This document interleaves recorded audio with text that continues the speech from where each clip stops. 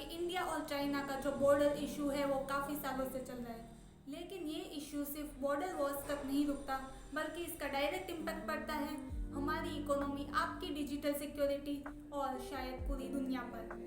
तो आखिर ये सब शुरू कहाँ से हुआ, आज इसी के बारे में जानेंगे और ये भी कि हमारी गवर्नमेंट इस प्रॉब्लम को सॉल्व करने के लिए क्या स्टेप्स ले रही है। तो बात शुरू होते हैं 1962 की, जब चाइनीज ट्रुप ने इंडियन बॉर्डर पोस्ट लद्दाख पर अटैक किया था, जिससे दोनों कंट्रीज के बीच जंग शुरू हो गई।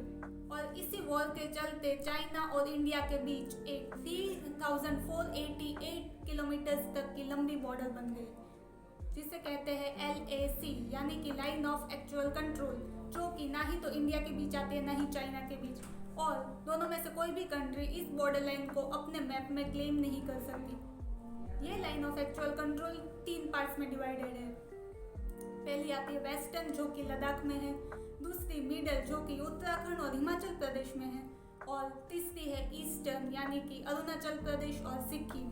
और ये line of actual control China की मकमाहो लाइन, जो कि ईस्ट चाइना में है, उससे अलाइन होती है।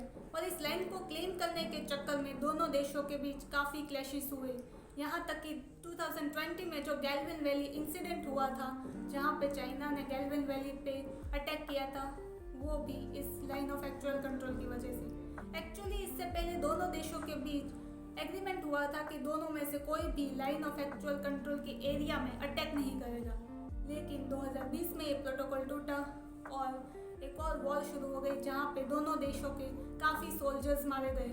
और आज तक उस इंसिडेंट्स की वजह से दोनों देश एक दूसरे पर ब्लेम कर रहे हैं, और इसी की वजह से आज दोनों कंट्रीज़ के बीच डिप्लोमेटिक और मिलिट्री टेंशन नज़र आ रहा है।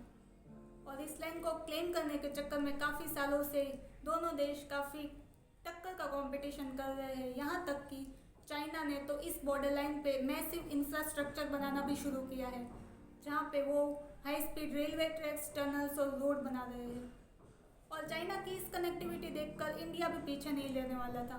हमने भी BRO यानी कि बॉर्डर रोड ऑर्गेनाइजेशन के थ्रू अपने रोड्स, टनल्स और ब्रिजेस बनाना शुरू किया, ताकि हम अपने सोल्जर को जल्दी से जल्दी फॉरवर्डेड एरिया में पहुंचा सकें। तो इतना सब हो रहा है, लेकिन हमारी गवर्नमेंट इस इशू को सॉल्व करने के लिए क्या स्टेप्स ले रही है, आइए जानते हैं। तो पहला है मिलिट्री एंड डिप्लोमेटिक टॉक्स।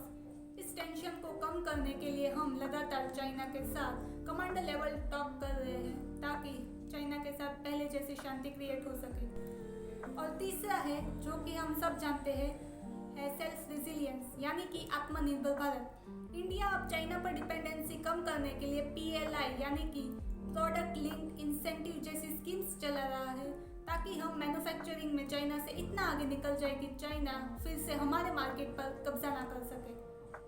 तो दोस्तों, इंडिया और चाइना के बीच एक लॉन्ग टर्म जियोपॉलिटिकल चैलेंज तो रहा ही है, लेकिन आज के टाइम में लड़ाई डिप्लोमेसी और इकोनॉमी के मैदान में है।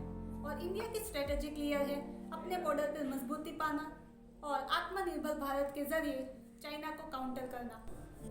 तो आपको क्या लगता है, इंडिया को इस प्रॉब्लम को परमानेंटली सॉल्व करने के लिए क्या करना चाहिए?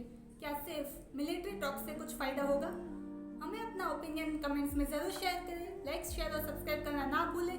मिलते हैं आपको अगली वीडियो में नए टॉपिक के साथ। धन्यवाद।